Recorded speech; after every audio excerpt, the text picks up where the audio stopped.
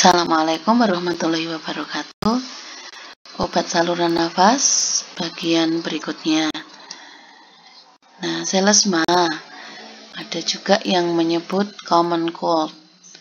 Nah, ini adalah terjadi karena perubahan patologi epitel, respirasi, dan juga invasi virus.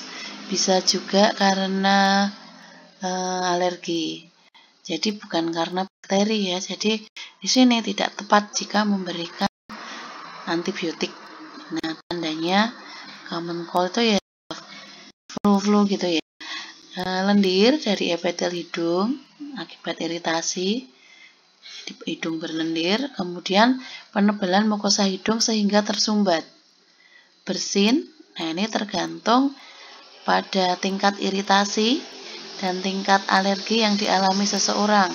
Ada yang bersin-bersin terus gitu ya, tapi ada juga yang ya sekali, dua kali, bahkan ada juga yang tidak bersin, hanya meler gitu, hidungnya tersumbat. Nah, kemudian iritasi faring. Nah, ini bisa berlanjut pada batuk non-produktif, suaranya serak ya. Dapat juga berlanjut pada penyumbatan bronkus yang berat karena aktivitas fagositosis. Nah, ini ya, jadi ini jika berlanjut. Nah, ini penanganannya ya simptomatik, jadi sesuai gejalanya. Kalau ada yang diikuti dengan pusing ya gunakan analgetik. Kalau meriang ya gunakan analgetik. Kemudian kalau hidungnya tersumbat ya gunakan dekongestan supaya sumbatan hidungnya reda. Nah, ini lebih lengkap kita baca di buku ini ya, Farmakologi dan Klinik. Di perpustakaan mudah kita temukan.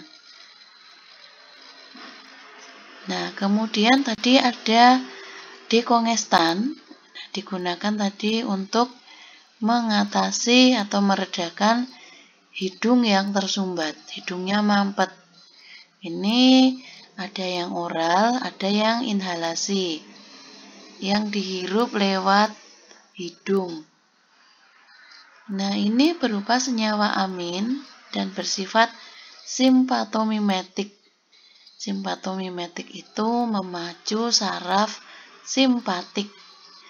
Nah, yang direkomendasi oleh FDA adalah fenilpropanolamin, biasanya disingkat PPA, phenylephrine, pseudoephedrine. Yang topikal tidak boleh digunakan terlalu lama ya, dan juga tidak boleh pada anak kurang dari 6 tahun karena di samping mengiritasi juga efek simpatomimetiknya itu dikhawatirkan tidak terukur gitu ya, tidak terprediksi. Nah, sekarang kita kenal fenilpropanolamin dulu ya, PPA. Kalau beli obat flu yang tanda lingkaran biru, nah ini akan banyak yang mengandung zat aktif PPA di dalamnya. Nah, ini lebih aktif sebagai vasokonstriktor. Jadi, apa itu vasokonstriktor? Dia itu membuat konstriksi vaso, pembuluh darahnya menjadi konstriksi. Jadi, pembuluh darahnya akan menyempit. Nah, karena pembuluh darah menyempit pada daerah hidung, maka sumbatan hidung yang timbul karena peradangan tadi akan menjadi radangnya di hidung reda sehingga radang hidung yang tersumbat itu menjadi lebih longgar. Stimulasi pada susunan atau sistem saraf pusatnya paling lemah. Kemudian kadar efektif mencapai metabolisme pada gastrointestinal itu sulit diramalkan. Sehingga kadang-kadang efektivitas pada satu orang dan orang lain itu sering beda. aku cocok kalau minum fenilpropanolamin, tapi orang lain nggak cocok gitu. Kenapa? Karena ini kadar setelah metabolisme itu berbeda-beda gitu. Lalu pseudoephedrine itu juga vasokonstriktor, hanya tidak kuat atau tidak lebih kuat dari ini PPA gitu ya. Tapi dia mempunyai keunggulan juga di samping PPA gitu ya. Misalnya ini stimulasi di SSP lebih kuat, ini bisa keunggulan bisa kekurangan. Nah, kemudian ephedrine ini juga bisa digunakan untuk vasokonstriksi juga, untuk meredakan sumbatan hidung. Nah, hati-hati ya, kontraindikasi pada jantung iskemik, hipertensi, tirotoksikosis, itu orang-orang yang kelebihan kelenjar tiroid itu ya. Kemudian hipertrofi prostat. Kenapa? Karena tadi sudah disebutkan obat-obat PPA, pseudoephedrine dan ephedrine sifatnya simpatomimetik, memperkuat saraf simpatik, sehingga pada penderita ini, nah ini nanti bisa memperkuat denyut jantung. Kalau sudah hipertensi, denyut jantungnya ditambah, nah bahaya sekali gitu ya. Nah, orang tiroid juga gitu. Orang tiroid sering terjadi gangguan tensi, atau kalau tidak ya ini bradikardi gitu ya. Sehingga kalau diperkuat kerja saraf simpatiknya, nah nanti denyut jantungnya juga bertambah cepat. Ini tadi bertambah tinggi denyut jantungnya. Nah, efek samping yang lain, ansietas ya, cemas, gelisah, insomnia, gangguan tidur gitu ya, takikardi, tremor, sakit kepala. Gangguan tidur ini ya bisa sulit tidur gitu ya, atau gangguan tidur itu bisa saja tidur yang tidak berkualitas, sering terbangun, mimpi gitu ya, mimpinya yang tidak menarik.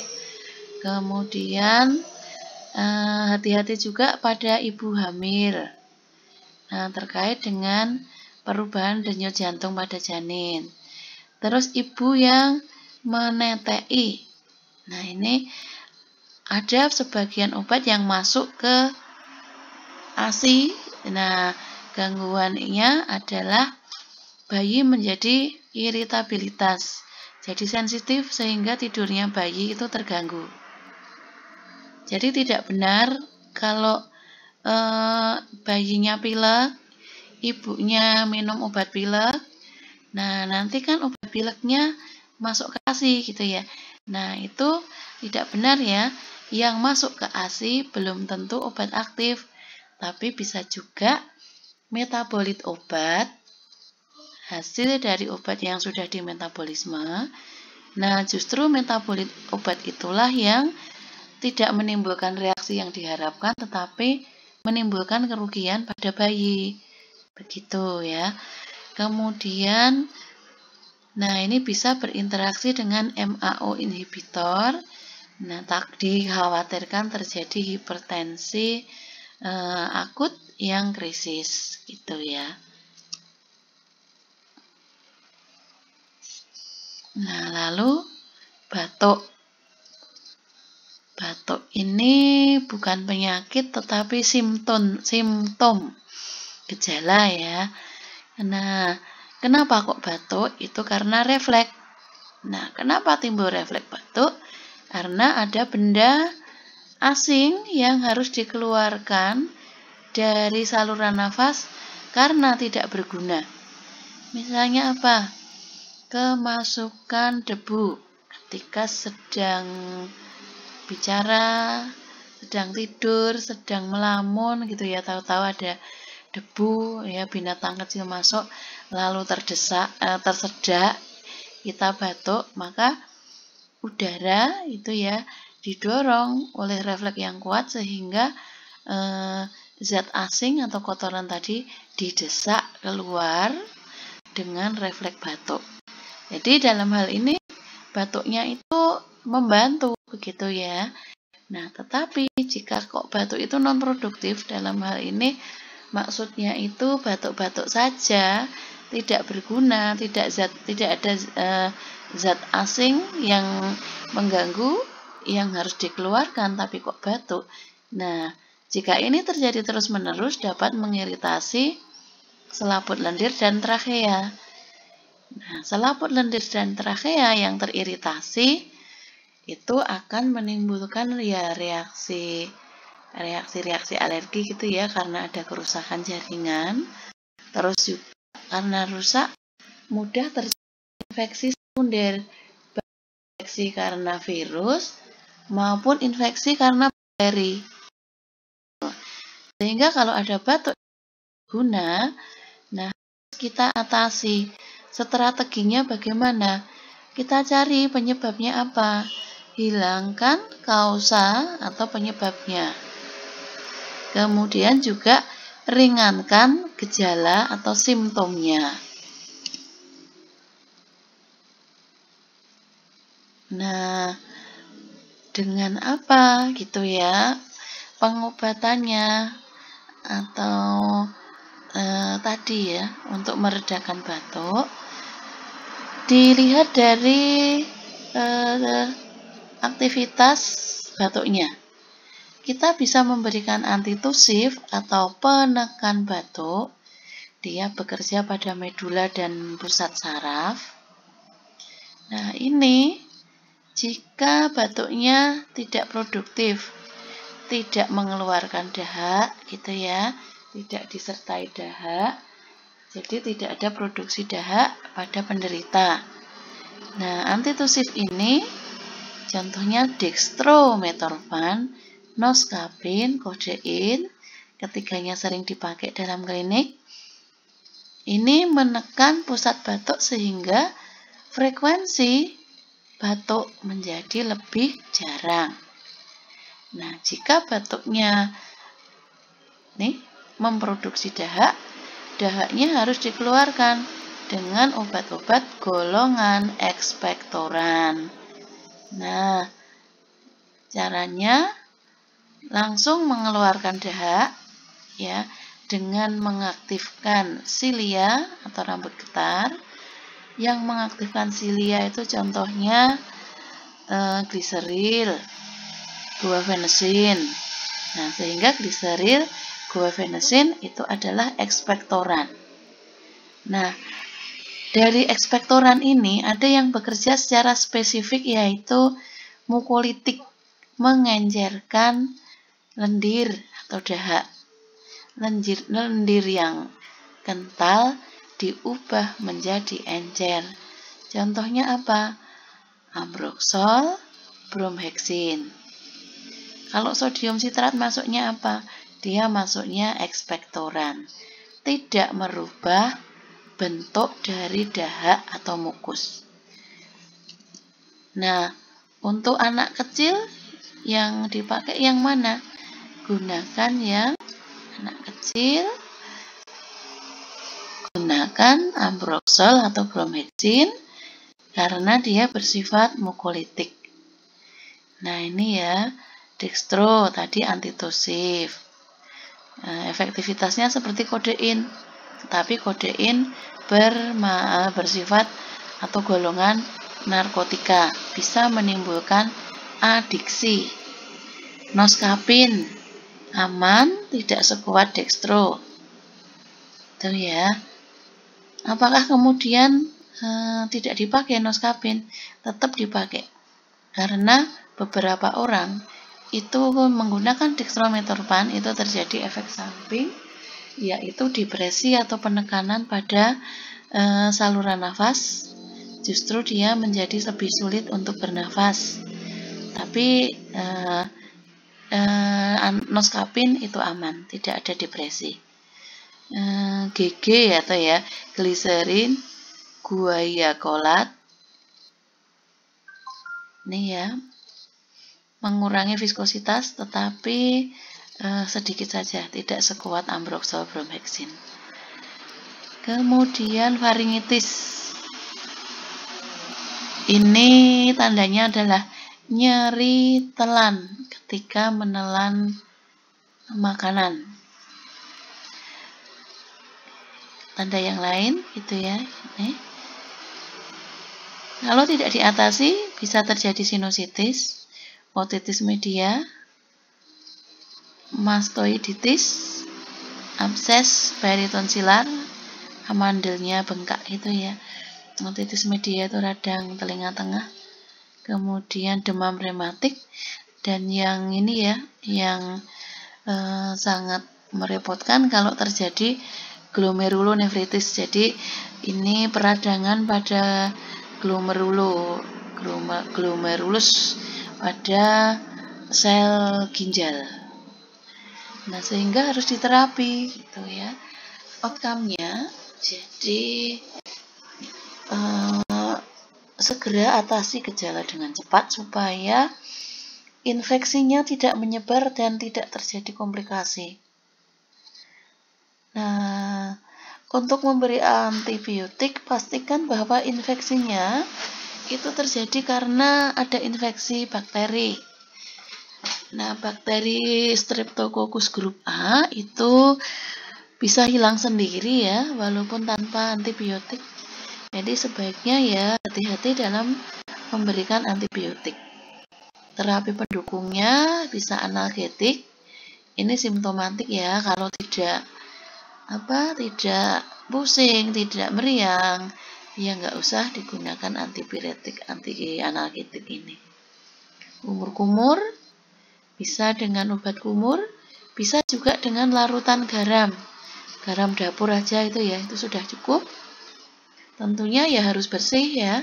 Bisa juga menggunakan tablet hisap. Nah, ini tentang faringitis. Nah, ini tadi Streptococcus grup A bisa sembuh sendiri tanpa antibiotik, tetapi jika infeksinya meluas, ini bisa digunakan antibiotik. Lini pertama adalah amoksisilin clavulanat selama 10 hari, dosisnya 3 kali sehari.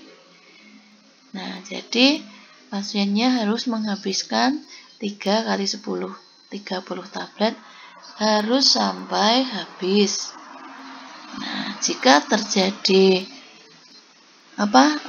orangnya itu sudah resisten amok clavulanat, bisa digunakan lini kedua, atau bisa juga karena alergi, nah digunakan lini kedua. Eritromisin ini lebih berat lagi ya, 4 kali 10 hari. Kalau kurang gimana? Ya kita berkontribusi untuk terjadinya resistensi antibiotik gitu. Jadi resistensi antibiotik itu bukan sesuatu yang berdiri sendiri, tiba-tiba resisten gitu enggak, tetapi bisa juga terjadi dari suatu komunitas begitu. Si A tidak taat atau persepannya tidak benar, lalu si A menjadi resisten, bakteri dari si A menular ke si B, penderita baru, maka si B pun akan mengalami infeksi bakteri resisten. Kenapa? Karena tertular dari si A yang sudah timbul resistensi. Gitu. Kalau mau yang tidak terlalu lama, azitromisin, gitu ya, atau claritromisin. Nah, tetapi tentunya banyak pertimbangan untuk menggunakan obat-obat lini kedua. Nah, pertimbangannya apa? Pertimbangan keamanan, pertimbangan dari farmakoekonomi juga, begitu ya. Nah, sehingga untuk pemberian antibiotik pada penderita saluran nafas umumnya, nah itu harus hati-hati ya. Kita harus mengikuti sesuai petunjuk dokter, di mana dokter harus menegakkan diagnosis dengan tepat bahwa infeksi saluran nafas tersebut disebabkan oleh baik di anamnesis, pemeriksaan gitu ya, dan di studi laboratorium begitu. Nah, demikian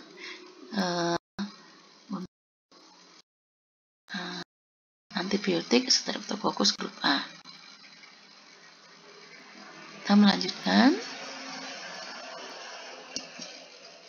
Sinusitis ya, bisa karena virus, bisa karena bakteri.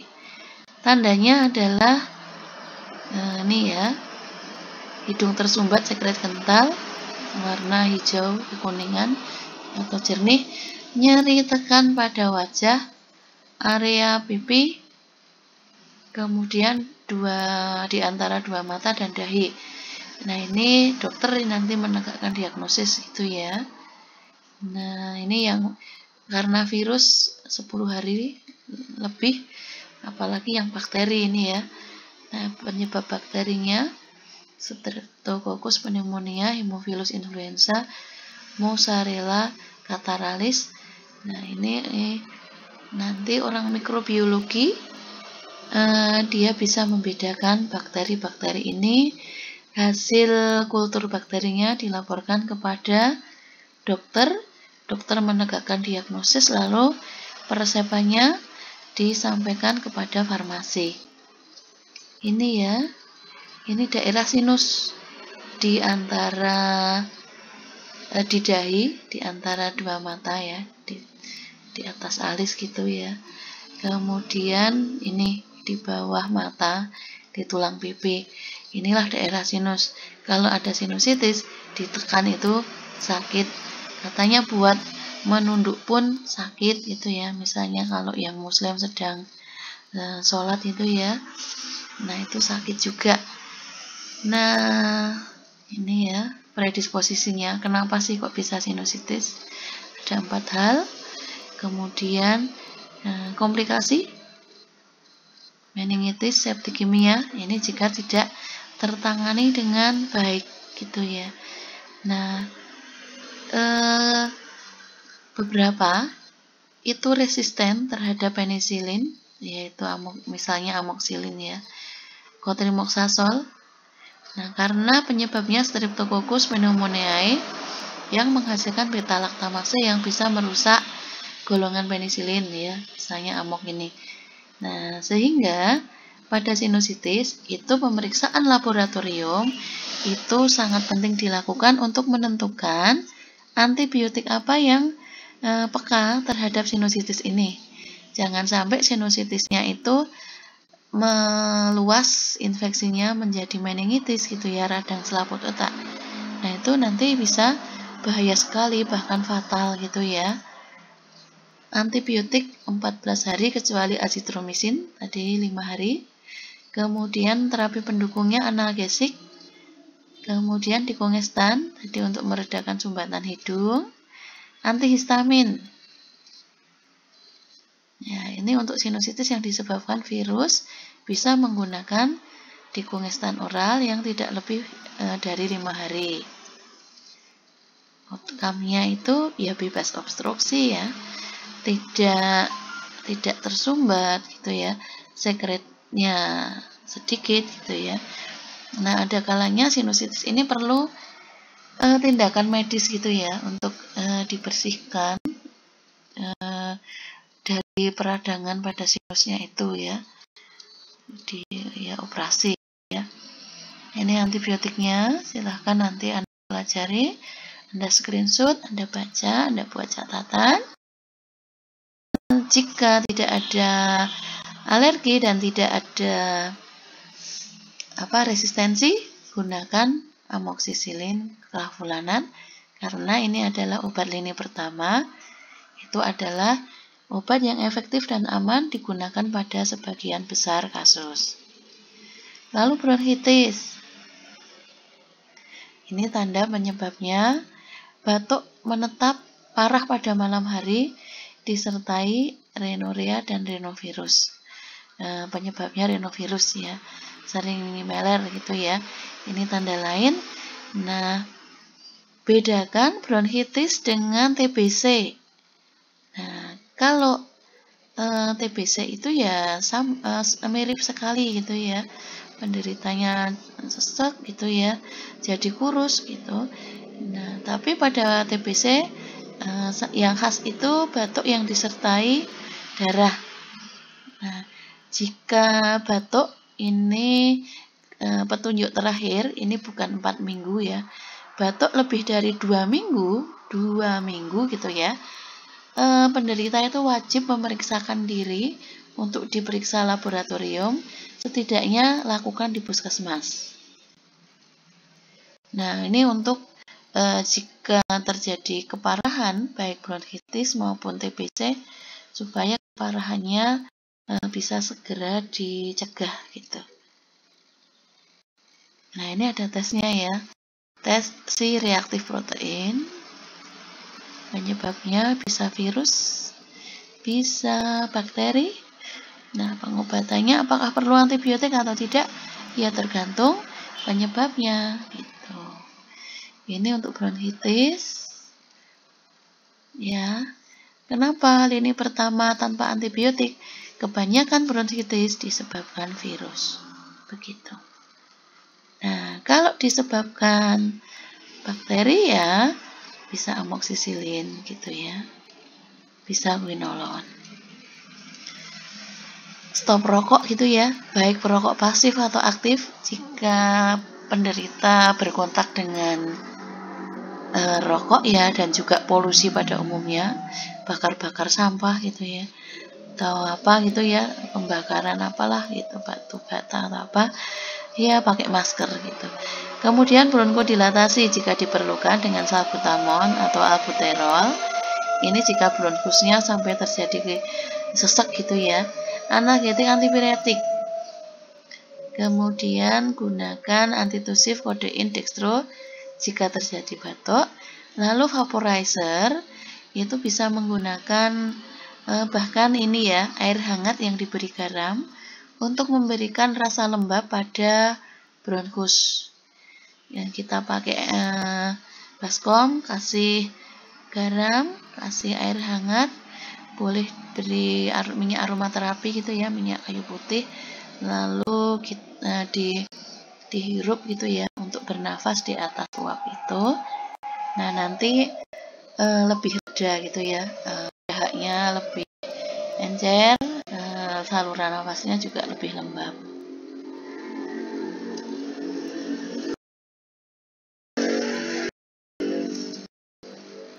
Ini adalah gambar gitu ya. Ini berkaitan dengan reaksi alergi yang kita sudah mengenal. Ini contoh obat, menjelaskan tentang obat baru namanya Xolair. Tetapi ini juga berlaku juga pada ketotifen. Kemudian ketotifen. Nah, ini kemudian ini ya. Ini kesakitan gitu ya, ini asma atau apa ya. Nah, ini disebabkan karena suatu alergen. Gambarnya bunga ini ya, alergen ini ditangkap oleh ini sel mas yang sudah mengikat antibodi mengikat alergen, merusak sel mas, lepas alergen, ini sakit gitu ya. Terus ada obat ini misalnya ketotifen atau Xolair. Nah, ini digambarkan sebagai ini yang biru. Nah, si biru, ketotifen dan teman-teman akan mengikat antibodi ini.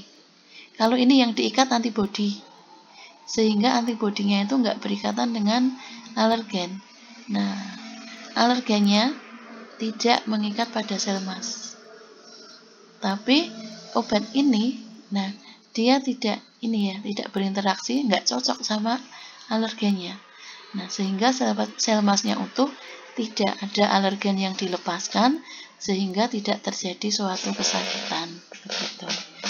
Nah, ada juga anti alergi ini dalam hal ini kan dia mengikat antibodi. Nah, pada obat lain ada juga antibodi itu yang mengikat alergennya. Gitu. Nah, jadi sedikit berbeda tetapi secara konsep sama. Demikian ya. Semoga lebih paham tentang antihistamin dan juga obat-obat yang memerantarai timbulnya gejala-gejala pada saluran nafas. Wassalamualaikum warahmatullahi wabarakatuh.